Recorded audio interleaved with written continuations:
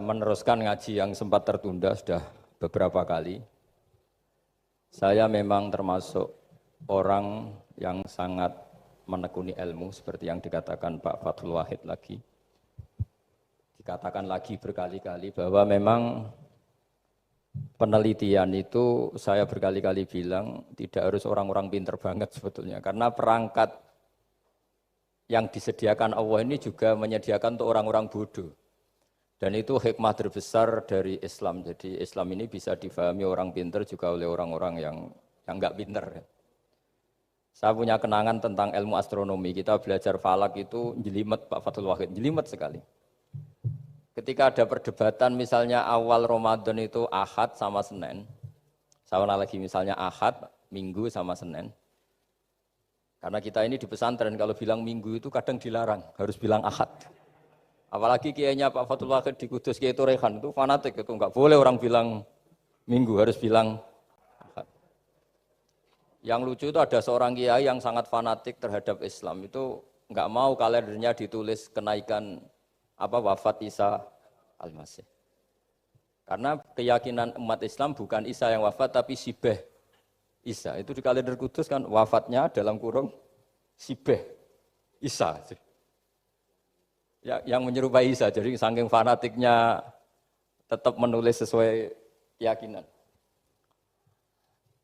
Saya teruskan. Orang kadang bilang begini, cara orang yang tidak mendalami ilmu.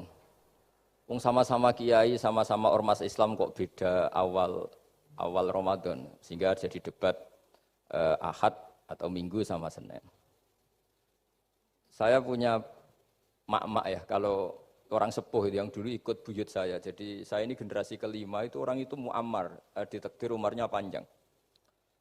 Itu bilang gini, Gus, sebetulnya untuk tahu kalender yang benar mana itu gampang katanya.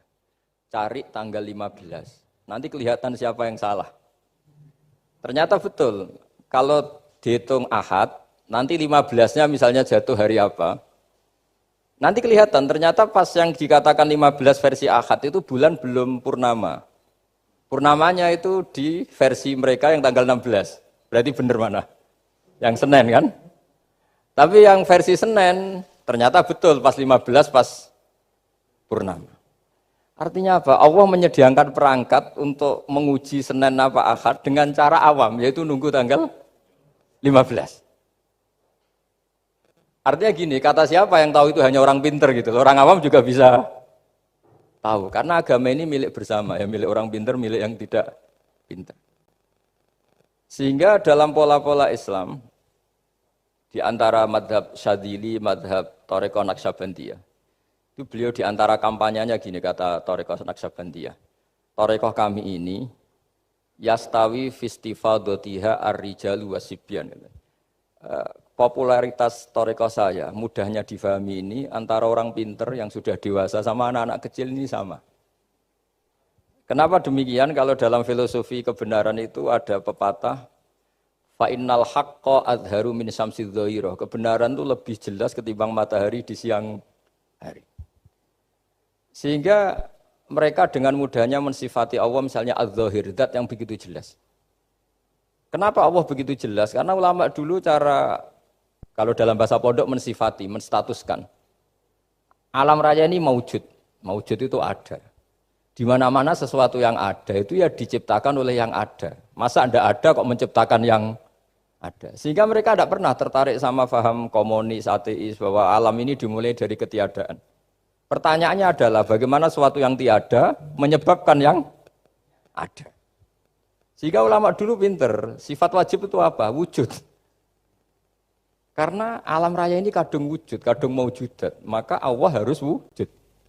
Berhubung wujudnya Allah itu wujud penyebab, harus qadim atau harus awal. Masa penyebab datangnya terlambat dulu yang jadi efek dari penyebab itu. Sehingga mereka dengan gampangnya mensifati Allah adz-dzahir, zat yang begitu jelas. Sehingga Imam Sibawayh, ahli nahwu, itu juga mengenali Allah lewat teori nahwu. Beliau bilang, Allah itu siapa? Allahu a'raful ma'arif, zat yang paling mudah dikenali. Nah sehingga tadi seperti yang dikatakan Pak Rektor, sebetulnya perangkat ilmu, seperti tadi menemukan bulan, itu Di antaranya ditemukan kalau bulan tuh nggak rata itu ya lewat teori gambar karena sekian jarak punya akibat sekian punya. Misalnya kita melihat gunung kelihatannya indah, padahal di situ ya ada lubangnya, ada pohon yang tertebang, ada pemandangan yang enggak indah. Tapi gara-gara dilihat dari jauh semuanya indah. Maka disarankan orang yang baru enggak suka istrinya terus melihat dari jauh, tinggal minggat lah kira-kira. Kalau ditinggal minggat 2 bulan itu mesti cinta lagi itu. Kan fungsinya baru kelihatan itu. Tapi kalau dekat terus tuh mesti sama neknya lah kira-kira gitu sama mangkelnya itu. Sehingga itu ya dipakai teori juga dalam silaturahim. Di agama terkenal ada pepatah zuruhibban tasdad hubban. Jadi ya jangan sering ketemu, nanti kamu gampang cinta. Kalau sering ketemu ya gampang bosen lah kira-kira seperti itu. Nah, kemudian teori-teori awam ini dikembangkan.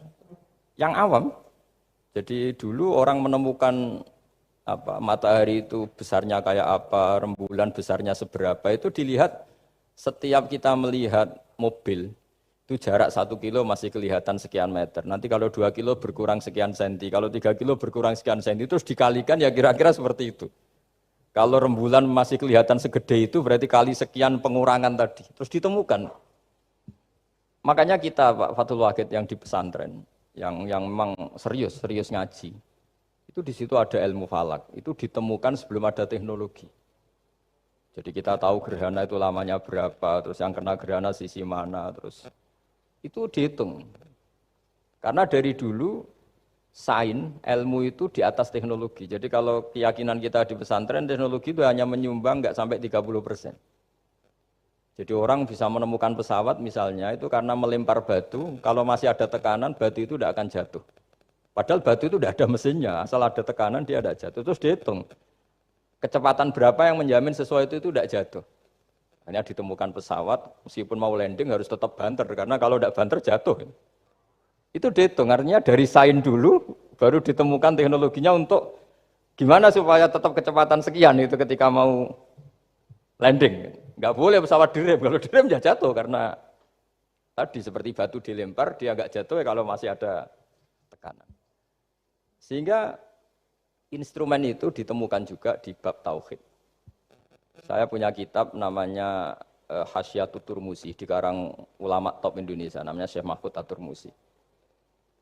Itu beliau cerita, Imam Al-Amudi itu ulama top, tapi dia itu unik, tiap ngajar santrinya itu ngajar matematika, ngajar ilmu eksak. Terus ditanya, sampai muridnya itu ragu, ini guruku masuk surga enggak, ini kiai kok hanya ngajar matematika. Ya kira-kira ngajar, ya seperti mahasiswa jenengan kan, ini rektor masuk surga enggak ngomong teknik terus gitu loh. Tapi gurunya kayaknya enggak terima, disuudoni santrinya itu enggak terima, karena beliau seorang wali, murid-muridnya itu bermimpi. Ini penting saya ceritakan mungkin agak aneh di dunia kampus ya, di bab ini. Kalau dalam teori kita, Pak On itu, mimpi sama nyata, melihat itu otoritatif mimpi. Ini yang agak aneh di ilmu pesantren. Jadi melihat jenengan langsung dengan mimpi itu otoritatif mimpi. Karena mimpi ru'yal mukmin dijamin oleh Rasulullah sama dengan 46 juz'un minan nubuwah. Jadi persennya itu besar sekali, 46% dari juz'un minan nubuwah, otoritatifnya. Nah tentu tidur yang benar. Logikanya gini, kata-kata kitab-kitab menjelaskan. Orang kalau melihat langsung itu pasti terpengaruhi oleh cinta atau tidak cinta, senang atau tidak senang, sedang butuh apa enggak. Jadi kalau saya sedang butuh dengan Pak Rektor itu melihatnya dengan penuh harapan. Jadi kalau saya sakit mau mati itu senang lihat dokter karena ini harapan, Rektor enggak ngefek gitu kan gitu. Tapi kalau saya politikus ngelihat ketua partai itu lebih respect ketimbang melihat dokter. Jadi gara-gara banyak kepentingan ini melihat itu enggak pernah jujur itu. Enggak pernah jujur. Jadi kebodohan manusia justru karena melihat itu kalau dalam teori kitab. Makanya kalau dalam teori pesantren itu kebalik, anna sunyamun wa idza matu intabahu. Manusia itu hakikatnya tidur, baru setelah mati bangun. Misalnya kita di dunia nganggap uang itu penting, harta itu penting, jabatan penting. Setelah kita mati ternyata yang paling penting itu hanya sujud. Karena kamu itu kenangan ketemu Allah terbaik itu sujud. Yang kita anggap penting di dunia semuanya tidak penting. Yang kita anggap sepele kayak sholat ternyata itu super penting. Tapi sadar itu nunggu nanti di akhirat. Ya, saya ini termasuk syukur yang sadar sebelum sampai akhirat. Jadi termasuk orang yang beruntung lah gitu. Nah, Lah kenapa mimpi itu begitu penting? Karena tadi ketika orang tidur itu off semua, sistem sarafnya, sistem apanya. Yang ada hanya pengendalian Tuhan. Karena dia tidak bisa mengendalikan dirinya sendiri. Apalagi kalau tidurnya benar ya tentu pakai wudhu, terus pakai doa-doa, terus menghadap kayak mayit itulah, standar mayit itu menghadap ke kiblat kayak posisi mayit itu. Sehingga dia ada intervensi pada dirinya sendiri, ya tidak punya keinginan dari dirinya sendiri. Kamu kan nggak bisa ingin, wah tidur ingin ketemu wanita cantik kan tidak bisa nentukan gitu. Akhirnya ya benar-benar hanya milik Allah. Apalagi kalau kita bacanya benar, terus pikirannya benar.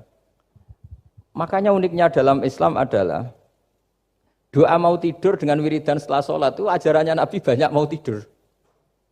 Wiridan subhanallah 33, alhamdulillah 33, Allahu akbar 33 dan disempurnakan seterusnya itu. Itu ijazah Nabi kepada Sayyidah Fatimah itu untuk mau apa? Tidur. Bismika wada'tu jambi wa bismika arfa'u. Sampai doanya panjang. Allahumma aljatu zuhri ilaika. Panjang sekali doa mau tidur. Saya yakin jenengan ndak hafal ndak.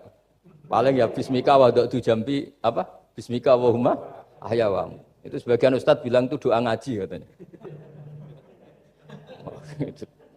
Ada seorang ustaz saking mangkelnya, ibu sudah baca doa ngaji, belum tak juarai. Bismika Allahumma ahya, bismika wa amu. Wah itu kan doa mau tidur Pak Ustaz. Iya biasanya kalau ngaji tidur. Jadi doa itu kalau itu doa mau. Akhirnya mimpi itu penting. Karena di situ manusia enggak punya nafsu, enggak punya keinginan. Sehingga yang ada itu kata Nabi itu ada sittatun wa arba'una juz'an minan nubuwah. Sehingga dulu itu mimpi itu jadi sarana betul. Kita tahu kan cerita orang-orang dulu. Fir'aun itu kurang jahatnya, kurang kelirunya. Dia mimpi ada api dari Bani Israel yang membakar kerajaannya.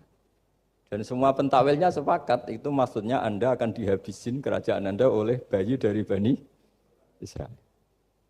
Begitu juga raja zaman Nabi Yusuf, itu mimpi kalau ngalami ada 7 sapi yang gendut, dimakan oleh 7 sapi yang kurus. Jadi mimpi itu sarana, bahkan dari orang kafir. Karena ya tadi, yang preman ya enggak ada premannya, yang soleh ya enggak ada solehnya, semua dikendalikan oleh Allah Ta'ala pas tidur.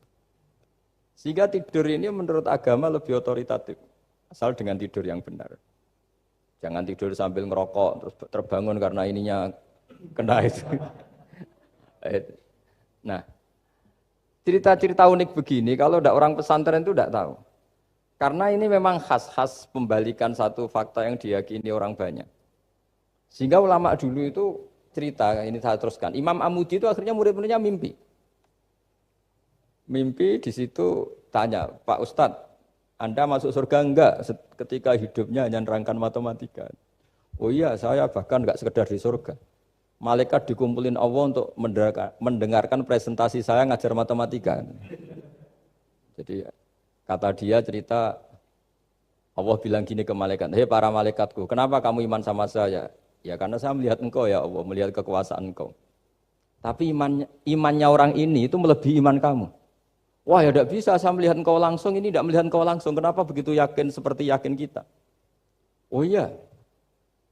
Terus Imam Amudi, silahkan ajari matematika. Imam Amudi mulai ngajari matematika. Terus beliau ngajari ya sederhana. Angka 2, 3, sampai ribuan, sampai jutaan. Itu bin nisbat ilal wahid, nisbatun wahidah. Yaitu nisbatul far'i ilal asli. Hanya ngajar itu dok. Dunia ini apapun banyaknya variannya, apapun banyak makhluknya, itu semuanya adalah nisbatul far'i ilal asli. Angka 2 ya cabangnya 1, 1 juta ya cabangnya 1, semua itu dimulai dari 1. Jadi di mana-mana hitungan itu dimulai dari 1. Dan 1 ini harus ada, yaitu Tuhan. Matematika akhirnya malaikat, wah keren juga maksudnya. Keren juga maksudnya. Akhirnya Allah bilang, dan itu didawuhkan juga oleh Rasulullah SAW, tuba liman amana bi walam yaroni. Yang hebat itu imannya orang yang enggak melihat saya. Makanya masyhur itu, malaikat ditanya Allah, siapa imannya yang paling kuat? Ya kita, karena melihat engkau langsung ya Allah. Para nabi. Terus tapi yang dari sekian pertanyaan itu jawab sama, yang paling ajaib adalah umat-umat Muhammad di akhir zaman, enggak menangi nabinya, juga enggak pernah lihat surga neraka, tapi iman sama saya. Dan mereka punya cara untuk imannya itu berkualitas sama dengan kamu para malaikat. Ya di antaranya dengan cara logika tadi yang saya utarakan tadi. Am khuliqu min ghairi syai'in am humul khaliqun. Kalau alam raya ini wujud, maka penyebabnya harus sesuatu yang wujud. Masa sesuatu yang enggak wujud menyebabkan yang wujud. Kalau angka 10 ada, 1 juta ada, pasti dimulai angka 1. Makanya nisbatus naini wal arba'ah ila ma la nihayatalaha itu semuanya nisbatul far'i ilal asli. Semua angka berapapun jumlahnya itu binisbat ilal wahid adalah nisbatul far'i ilal asli.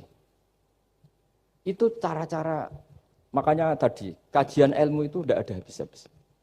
Makanya perasaan saya itu kemungkinan orang Islam jadi ateis itu kecil, Pak Fathul Wahid. Saya punya kitab, ini saya ulang lagi, kitab calon wali. Kenapa saya sering cerita wali? Kalau di kampus itu kan orang inginnya ya jadi dekan, jadi rektor, atau jadi menteri lah kira-kira gitu. Kalau di pesantren orang itu cita-citanya satu, ingin jadi wali. Ya supaya majelis ini barokah, saya tidak perlu cerita dunia kampus. Kalau ceritakan corong jongu ya segoro lah. Bongso keinginan gitu kan tidak selera saya, juga ada dunia saya. Supaya sampai dapat ilmu ya saya cerita dunia. Itu kitab, saya punya kitab calon wali lah kira-kira, atau wali sudah wali top, namanya kitab Tasbihul Fuad, karangannya Sayyid Abdul Haddad. Itu beliau cerita, di antara ceritanya itu unik, kata beliau begini, saya itu tidak khawatir orang Islam jadi murtad, apalagi jadi ateis. Karena kalimat la ilaha illallah itu sahlatun qoribah, kalimat yang mudah sekali. Sehingga saya tidak khawatir orang Islam yang ketemu orang ateis, ketemu orang macam-macam, asal diajari kalimat ini secara benar. Terus beliau cerita, yang saya takut tuh mereka masalah perempuan dan harta. Kalau iman kayaknya enggak. Singkat cerita ya itu di kitab seperti itu. Singkat cerita saya ketemu banyak orang yang kuliah di McGill atau kuliah di Amerika, di Jerman, mungkin di Norwegia, di mana-mana di Australia, dan ketemu teman-teman yang di Korea Selatan juga. Mereka itu orang kebanyakan yang nyuwun sewu enggak keluarga kiai, tapi mereka enggak ada yang enggak tetap iman. Ketika saya tanya, kenapa Anda tetap iman? Padahal ada beberapa negara yang lebih stabil, lebih makmur dibanding negara yang mengklaim sebagai negara Islam. Itu cara berpikir ya sederhana. Enggak lah Gus, kayaknya kok Tuhan kok ada tanggal lahirnya? Enggak lah, kayaknya yang namanya Tuhan tuh ya awal lah. Masa pencipta langit bumi dituhani orang yang lahirnya di bumi, kayak enggak lah kayaknya. Jadi ya berpikir sederhana. Padahal ya kurang ajarnya Masya Allah. Anak ini ya dugem ya macam-macam, tapi kalau ditanya disuruh yang lain enggak mau dia. Enggak lah, kayak yang benar tetap Islam. Karena kalimat ini, yaitu tadi eksistensi Tuhan, tadi eksistensi Allah itu, la ilaha illallah itu kalimatun sahlah, kalimatun qoribah, kalimah yang begitu mudah difahami. Kenapa mudah difahami? Misalnya kita ngaji, Tuhan itu siapa? Yang menciptakan langit dan bumi. Dengan misalnya perbandingan Tuhan itu siapa? Yang lahir di bumi tahun sekian. Enak mana cara kita menerima itu? Kan keren yang menciptakan langit dan bumi. Tuhan itu siapa? Yang ada sebelum langit dan bumi. Dengan misalnya Tuhan adalah yang lahir di bumi. Keren mana? Nah, bayangkan kalau kita punya Tuhan Fir'aun. Sudah mati jadi tontonan kan terus gak keren maksudnya punya Tuhan kok seperti itu. Nah ini yang katanya Syekh Abdul Haddad, kalimat ini sahlatun qoribah. Sehingga kalimat ini pula yang kita dilatih, la ilaha illallah kalimatu haqqin 'alaiha nahya wa 'alaiha namut wa 'alaiha nub'ats atau wa biha nub'atsu insyaallah taala minal aminin. Nah, saya sebetulnya tadi datang itu tidak ingin menjelaskan ini, tapi tadi kata Pak Fathul Wahid, ilmu itu kalau dikaji tambah hari tambah mudah, karena perangkat untuk menemukan bulan itu misalnya enggak rata itu gampang sekali. Pakai teori pemandangan ya bisa, pakai teori gambar juga bisa. Kalau teori pemandangan tadi, kalau kita bisa melihat mobil 2 meter masih kelihatan 2 meter, itu dengan jarak berapa masih orisinil seperti itu. Tambah jauh, tambah tidak kelihatan, tambah jauh. Nah ternyata setelah 5 kilo misalnya tidak kelihatan. Berarti untuk jumlah 2 meter hilang per 5 kilo. Nah berarti kalau bulan masih kelihatan segitu, berarti jarak kita dan bulan kira-kira sekian ribu kilo. Itu bisa dihitung, itu tanpa teknologi. Makanya sebetulnya teknologi itu nyumbang itu nggak sampai 30%. Yang paling banyak ya sains tadi, pengetahuan itu yang kayak tadi orang menemukan pesawat, itu kontribusi terbesar tetap pengetahuan. Misalnya pesawat dari bahan ini kalau kecepatan sekian kena angin pecah enggak? Tetap pengetahuan yang menopang itu. Teknologi kan paling mengantar supaya pesawat kecepatan sekian didorong mesin sekian dengan apa begitu. Nah, pesantren seperti kita ya, saya ini dididik Mbah Mun, dididik bapak saya, buyut-buyut saya, kiai. Itu sekali alim, yang alim betulan, itu ya alim betul. Ya karena memang yang repot nih yang agak-agak dukun itu ya ribet itu. Penting rambutnya gondrong, terus terkenal gak pernah mandi, terus nanti ada orang tertentu tertarik minta doa. Ini yang ribet ini, susah ini sertifikasinya susah ini karena. Tapi kalau kita ini di pesantren yang coro sertifikasinya jelas. Jadi berani jadi Gus harus bisa baca Mu'in gitu, berani jadi Kiai harus bisa baca Wahab. Aturan mainnya jelas kalau di ini. Yang repot tuh yang sebagian itu aturan mainnya tidak jelas. Terus promosinya itu pernah datangi menteri loh, pernah datangi, wah ya ribet kalau ukuran keren tuh didatangi apa? Menteri atau pejabat. Saya teruskan ya, karena ilmu itu harus menyelamatkan kita sampai di depan Allah Subhanahu wa Ta'ala. Nah, ketika kita menyifati Allah itu az-zahir, zat yang begitu jelas. Itu kalau kita kan kok begitu jelas padahal nggak bisa dilihat, terus kita sendiri tidak pernah melihat. Tapi eksistensi Tuhan sebagai Tuhan, itu al-wajibil wujud, itu jelas sekali karena nggak mungkin suatu yang wujud diciptakan oleh yang tidak wujud. Kenapa harus awal? Masa pencipta datangnya terlambat? Terus juga harus bakok itu abadi atau al-akhir kalau dalam bahasa Quran. Masa zat yang superior kemudian kalah sama yang diciptakan. Berarti nanti ada kekuatan besar yang mengalahkan Tuhan. Ya kan aneh, kekuatan ini dalam kendalinya kemudian Allah kalah kan tidak mungkin. Makanya disebut al-akhir. Allah pasti tidak ada yang mengalahkan. Terus diantaranya lagi disebut qiyamuhu binafsihi. Kalau dalam bahasa Quran disebut al-qayyum. Zat yang berdiri sendiri. Enggak boleh Tuhan butuh yang lain. Kalau butuh yang lain berarti bergantung pada yang lain. Dan enggak usah jadi Tuhan lah kalau masih butuh yang lain.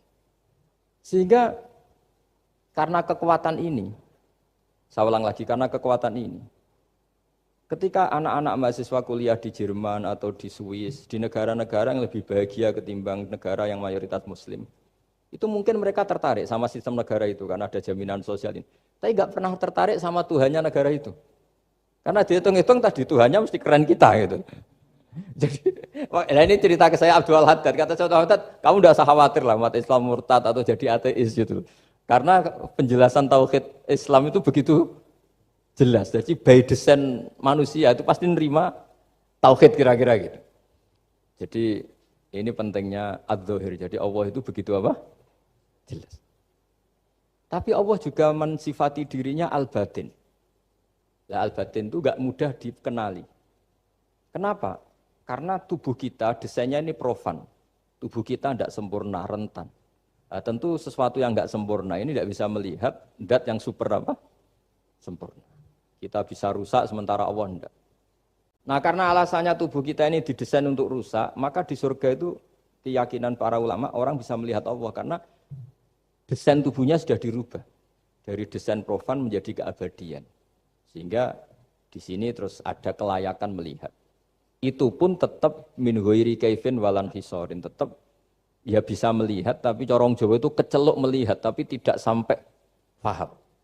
Karena bagaimanapun Allah itu la tudrikul absar wa huwa yudrikul absar. Bagaimanapun Allah itu laisa kamitslihi syai'un, tidak ada padanannya. Jadi makanya Allah punya sisi adz-dzahir bisa dikenali sekali. Kenapa? Ya tadi nisbatus naini wal arba'ah ila ma la nihayata laha itu nisbatul far'i ilal asli. Saya punya kitab Pak Fathul Wahid, diajar Mbah Mun dulu, kitab Al-Husunul Hamidiyah. Itu yang ngarang itu ya kayak kelihatan ngawur, tapi ngawurnya orang alim. Jadi di situ ada gambar, gambarnya itu enggak jelas. Mungkin pengarangnya juga enggak bisa gambar kayaknya.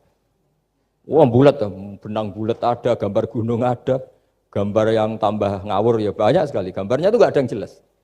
Tapi dari enggak jelas itu dia bilang gini, gambar yang bulat ini, yang enggak jelas ini, tetap kamu punya rumus kan, itu dimulai dari satu titik. Mbok gambar gedung tingkat 5, mbok gambar hutan ada harimaunya, tetap dimulai dari satu titik. Ya alam raya ya seperti itu, mbok ada Mars, cek mau ada Jupiter, kayak tetap dimulai dari situ titik. Nah ini namanya nuqtatul wujud, titik kewujudan, yaitu Allah Subhanahu wa Ta'ala. Sehingga ketika kita ngaji, ketika di pesantren dulu, penjelasannya adalah Al-Quran maknanya dipadatkan di Fatihah, Fatihah dipadatkan di Bismillah, katanya Bismillah dipadatkan di titiknya ba. Nah titik ba ini dianggap titik awal wujud. Bi kana makana wa bi yakunu mayakun. Kira-kira Allah Mentitahkan karena saya semuanya yang ada dan karena saya yang mau ada bisa saya adakan. Itu sirinya lah. Jadi menerangkan tauhid itu pakai gambar. Gambarnya keliru sekali lah kalau dalam orang seni mesti lihat nggak seni itu. Karena dia nggak butuh gambarnya, butuh mau menjelaskan buat dunia sebanyak ini, buat alam raya sebanyak ini tetap dimulai dari satu titik. Nah, sehingga di sini ada tauhid qul huwallahu ahad, Allahus samad, tak terusnya. Nah, saya mohon lewat penjelasan ini ya, baik orang yang ahli teknik maupun ahli medis, ahli apa saja, tolong latihlah memberi penjelasan yang mudah. Sehingga agama ini mudah dicerna.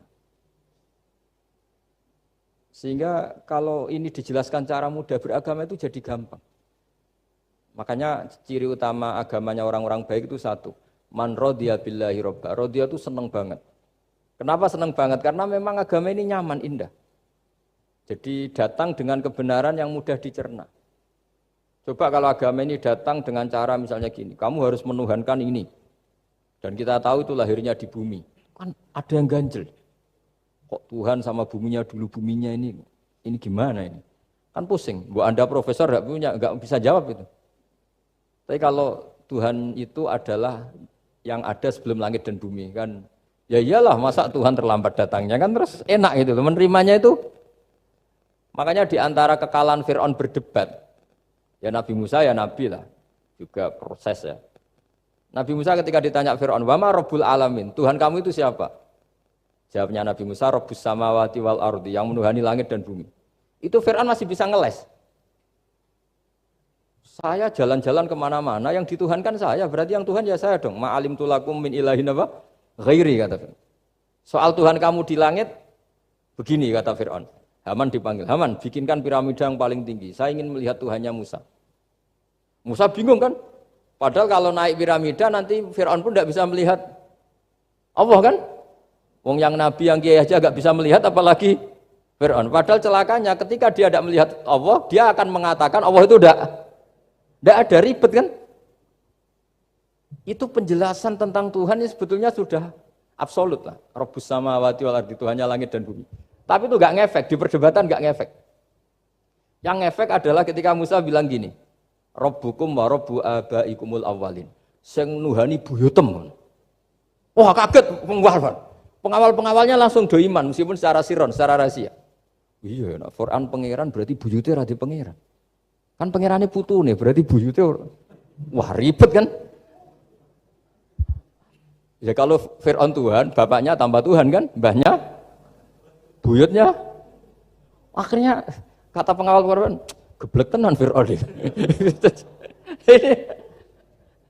Artinya apa? Kadang argumentasi yang sudah benar, yaitu Tuhannya langit dan bumi kan ya benar lah. Tapi itu tidak ngefek, di perdebatan tidak ngefek. Yang ngefek adalah ketika Rabbukum wa rabbu abaikumul awwalin, yang nuhani nenek moyang kamu. Orang mulai mikir, kalau Fir'aun itu Tuhan, lalu nenek moyangnya Tuhannya siapa? Jadi ini seninya, makanya di antara syarat Nabi, jadi Nabi itu sidik, amanat, tabligh, fatonah. Fatonah itu ada kecerdasan. Dulu Nabi ya sering dibully, jangan kira Nabi itu enggak sering dibully, sering juga Pak Rektor. Jadi ada unta itu kena kudis. Kudis itu ya jenis penyakit menular lah. Nabi dengan teori tawakalnya, Nabi itu punya dua teori, kadang pakai teori tawakalnya, kadang pakai teori preventif. Makanya Nabi pernah ngendikan kalau ada penyakit menular di situ, kamu jangan di situ. Itu pakai teori preventif. Tapi kadang Nabi pakai teori tawakal. Nabi menghentikan la adwa wala tiarota. Tidak ada penyakit menular. Terus orang-orang yang ya usil lah kira-kira gitu. Ada unta kena kudis dijejerkan yang waras. Ternyata yang waras ikut kudisen lah, ikut sakit. Senang orang ini. Ya Rasulullah ini saya jejerkan ternyata yang enggak tertular jadi tertular. Padahal engkau bilang enggak ada penyakit menular. Nabi jawabnya lucu. Faman a'dal awwalah. Kalau yang pertama ini tertular siapa? Dia dikira Nabi itu kalah karena melihat unta yang kedua. Ternyata Nabi enggak, ketika dipanggil ya Rasulullah ini unta agak gudikan, tak jejerkan yang kudisen, ternyata ikut kudisen. Berarti penyakit itu menular. Tapi Nabi jawabannya faman a'dal awwal. Lalu yang kena penyakit pertama tertular oleh siapa? Wah itu asli dari Allah. Ya maksud saya seperti itu kata. Nah itu yang dikatakan fatona. Jadi Nabi itu harus punya sifat apa? Fatona. Karena dengan kecerdasan itu Nabi bisa berargumentasi. Kayak tadi, ketika Fir'aun dikatakan Allah yang menuhani langit dan bumi, Fir'aun masih mengklaim dia Tuhan. Karena di mana-mana dia dituhankan. Tapi ketika diingatkan bahwa kamu anak seorang manusia, punya bapak, punya kakek, punya buyut, punya canggah kalau bahasa Jawa. Lalu kalau kamu yang Tuhan, dan Tuhan dimulai Anda, lalu mbah-mbah kamu Tuhannya siapa? Gak bisa jawab kan? Akhirnya banyak punggawa yang saat itu iman. Jadi iman itu bisa menghunjam kepada siapa saja termasuk yang orang-orang topnya Fir'aun. Sehingga ketika Fir'aun rapat Musa harus dibunuh besok, tangkap besok. Sebagian mereka itu membocorkan informasi itu. Datang ke Musa, tadi malam kita ikut rapat, keputusannya Anda dibunuh, maka larilah kamu. Itu barokahnya iman. Artinya ya karena logika Musa lebih masuk akal ya mereka lebih percaya sama Musa. Tapi gara-gara profesi ya tetap kerja dan yang mulai ribet dunia. Ya mulai ribet. Jadi makanya kamu jangan tanya kaifa hukmul mukmin sing yukhfi imanahu. Bagaimana hukumnya orang mukmin yang menyembunyikan imannya demi aman. Ya tidak usah kamu jawab. Kalau kamu jawab boleh ini kok kayak pecundang. Kalau kamu jawab haram pernah terjadi itu. Wa qala rajulun mu'minum min ali fir'auna yaktumu imana.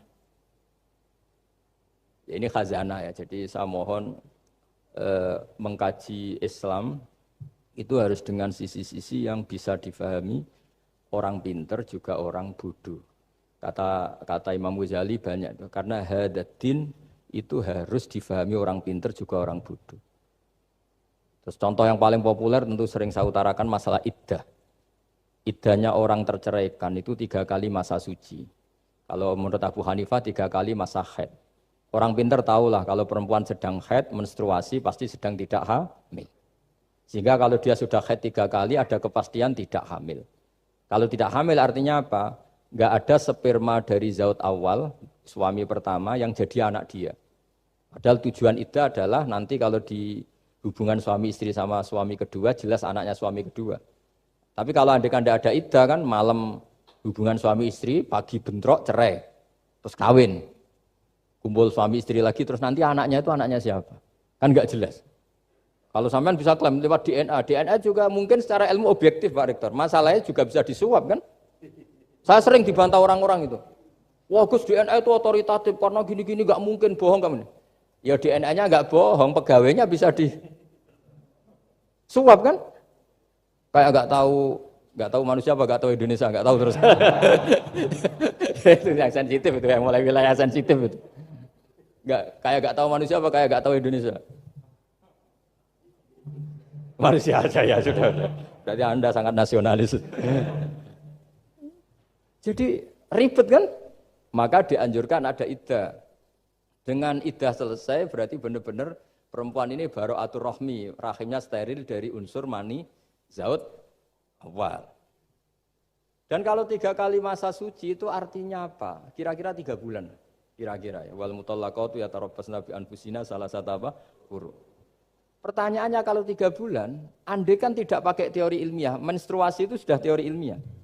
Ada yang tanya ke saya, Gus kenapa harus sampai 3 kali, padahal menstruasi pertama pasti sudah ada hamil. Saya jawab, menstruasi pertama itu namanya keluar darah. Enggak ada jaminan kalau itu haid, bisa saja keluar darah karena kaget, karena kecelakaan, karena apa. Sehingga kalau misalnya perempuan diceraikan, Gus saya sudah haid. Yang jamin kalau itu haid siapa? Maksudnya keluar darah dengan makna tidak hamil. Bisa saja keluar darah kali ini faktor kaget ya atau faktor kecelakaan. Tapi kalau sampai 3 bulan karena per bulan haid sekali, itu meskipun haidnya keliru. Haid keliru itu misalnya sebetulnya itu enggak darah haid tapi darah penyakit istikhathah, kan tetap kelihatan. Masa 3 bulan enggak bleeding joro Jawa? Kan mesti bentuknya tubuh sudah berubah. Artinya kata ulama-ulama, agama ini enggak bisa hanya mengacu ilmu. Kalau mengacu ilmu haid sekali sudah cukup. Tapi kenapa harus 3 kali? Karena 3 kali orang awam tahu semua kalau itu sedang hamil atau tidak hamil. 3 bulan dari dicerai kan kelihatan kalau hamil ya bentuk tubuhnya sudah rubah, kalau enggak. Intinya agama ini harus agama yang mudah difahami orang pinter, juga difahami orang yang tidak pinter. Kayak tadi bulan tadi. Saya juga gak ngira kalau orang goblok jadi pinter itu. Jadi ini cerita ya. Jadi supaya kita meskipun di lembaga kampus, di lembaga modern, jangan lupa tradisi-tradisi kebodohan ya diabadikan lah kira-kira itu. Karena bodoh itu kadang ya penting. Makanya kalau cerita di dunia wali itu kaca, Anda boleh gak nerima cerita ini, tapi Anda harus percaya kalau kekuasaan Allah itu tidak terbatas. Kenapa orang Madura begitu mencintai kiai? Sebetulnya niatnya ya agak baik, tapi ya baik tapi baik. Ada santri itu Madura, dia saking percaya sama kiai itu ya khidmah, bikin teh, masakan kiai, mijitin kiai, pokoknya waktunya diberikan semua untuk kiai.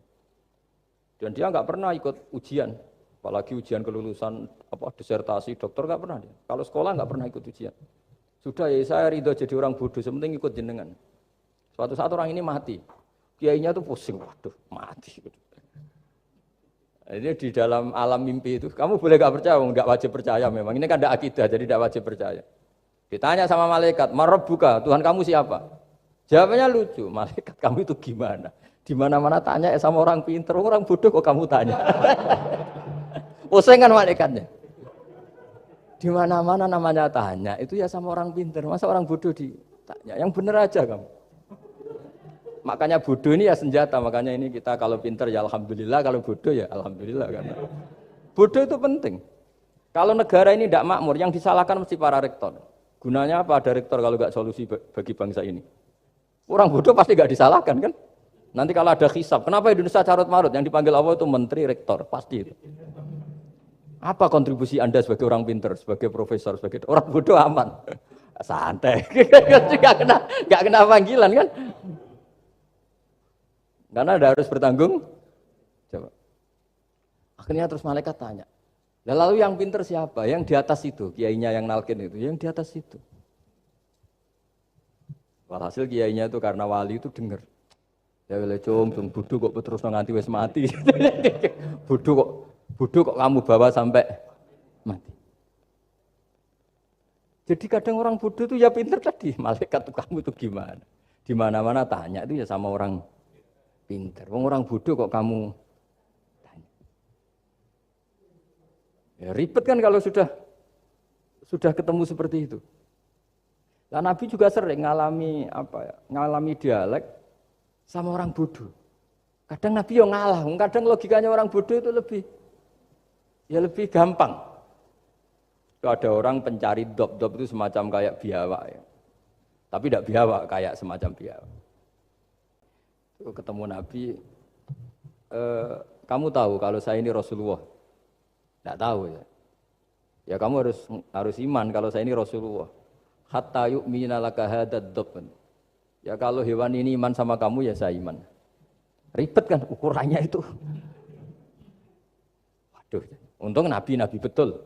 Terus Nabi tanya, Dob, kamu tahu kalau saya Rasulullah? Terus Dobnya saat itu bisa bicara, asyhadu annaka Rasulullah, terus baru iman. Imannya tanya, kenapa kamu iman sama Rasulullah? Hewan aja tahu kalau dia Nabi, apalagi manusia. Sehingga masyhur itu di acara-acara kita kalau wadhabbu wal ghazalah yasyadani laka bir risalah itu wadhabbu wal ghazalah yasyadani laka bir risalah. Sehingga kekeliruan kita, saya sering ngomong di mana-mana, matur di mana-mana. Masyarakat Indonesia mayoritasnya tetap yang enggak pinter. Orang Islam mayoritas yang enggak pinter. Lalu orang enggak pinter ini diabaikan sehingga mereka enggak jadi energi yang luar biasa untuk mengawal Islam atau mengawal Indonesia. Itu keliru menurut saya. Menurut saya orang-orang yang enggak pinter pun itu punya nurani. Zaman kita dijajah Belanda, itu tidak semua orang rektor, tidak semua orang profesor, tidak semua orang kiai, tidak semua orang alim. Mereka orang-orang yang enggak terpelajar, tapi tetap tahu caranya melawan apa? Belanda, melawan penjajah.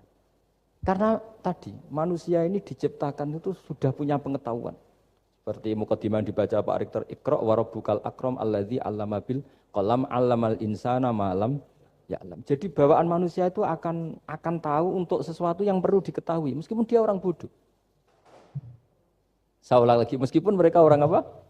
Orang bodoh. Di sini ini Islam datang yastawi fistifadatiha fistifadati syariah ar-rijalu wasibyan, bahwa ukuran kebenaran itu adalah siapapun mudah tahu.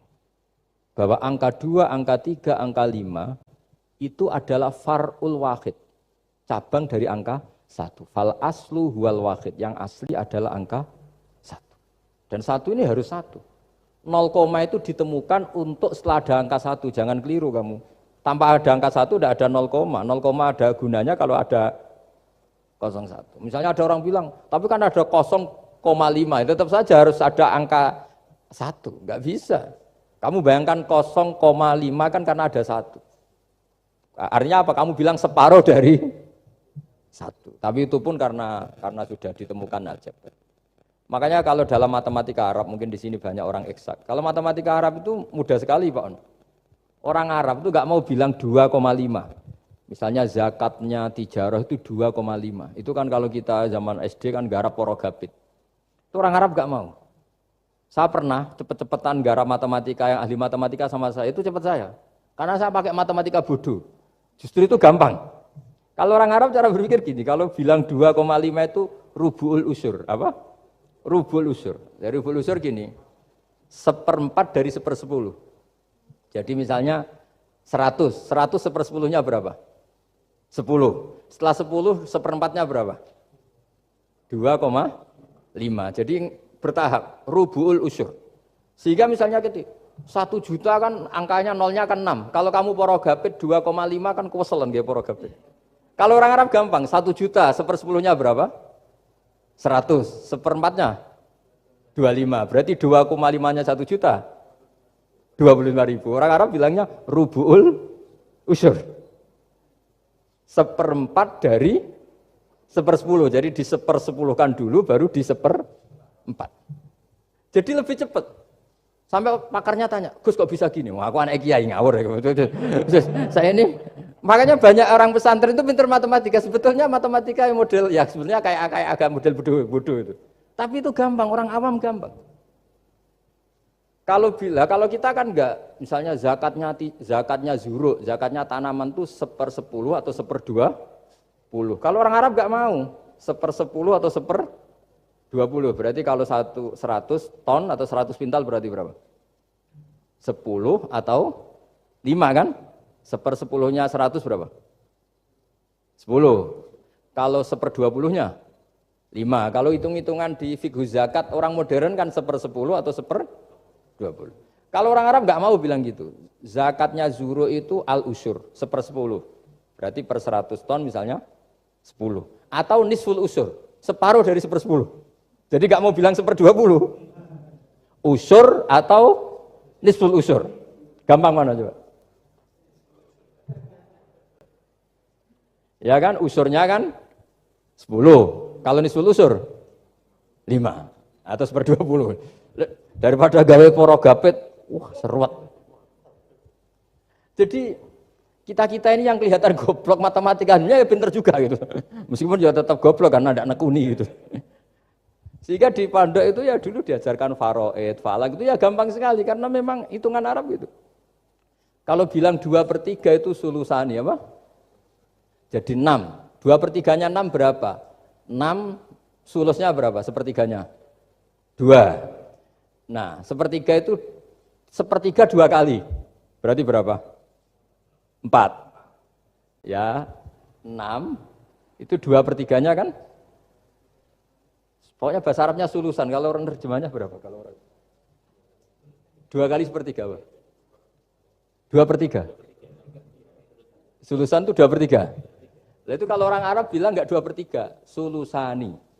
1/3 2 kali. Jadi 6 di 1/3 dulu 2. Nah 2 itu 2 kali. Berarti berapa? 4. Jadi itu. Nah Quran itu ya kira-kira gitu. Jadi kelihatannya goblok, tapi itu pinter itu. Yang porogabit kelihatannya pinter, tapi tidak pinter. Ukuran orang pinter yang mempermudah yang sulit. Jangan mempersulit yang mudah kan gitu. Makanya saya bilang ini yang pinter yang mana itu. Nah, saya kembali lagi ke tadi. Jadi agama ini datang dengan sebegitu mudah. Sampai matematika yang katanya sulit, itu matematika Islam itu mudah sekali. Karena tadi, misalnya kalau 1 miliar zakatnya 2,5% berapa? Kan pusing kan? Tapi kalau kamu pakai teori rubul usur 1 miliar, usurnya 100 juta. 1/4-nya 25 juta. Berarti per 1 miliar. Gampang mana coba sama ngomong itu? Nanti ada yang nyeleduk gampang kalkulator Gus. Ya ribet lagi kan kalau kalkulatornya pas hilang. Atau pas dipakai anaknya belajar daring, ribet kan HP-nya. Jadi ini cerita ya, jadi seperti yang dikatakan Pak Rekro tadi, sebetulnya ciri utama ilmuwan atau ulama atau profesor atau doktor itu usahakanlah yang mudah itu, yang sulit itu menjadi apa? Mudah. Yuridu wa bikumul yusra wa la yuridu bikumul usra. Sehingga kata Imam Alamudi, dia menjadi wali besar itu justru karena belajar tauhid. Yang dari belajar matematika tadi, dari matematika, dia tahu bahwa angka berapapun jumlahnya itu binisbat ilal wahid, itu semuanya nisbatul far'i ilal asli. Semua itu cabang dari satu. Alam ini kayak apa besarnya, apa Mars, ada Jupiter, tetap semuanya nisbatnya ke Allah adalah nisbatul far'i ilal asli. Semua itu diciptakan oleh pokok yang satu, yaitu Allah Subhanahu wa ta'ala. Saya kira demikian. Assalamualaikum warahmatullahi wabarakatuh.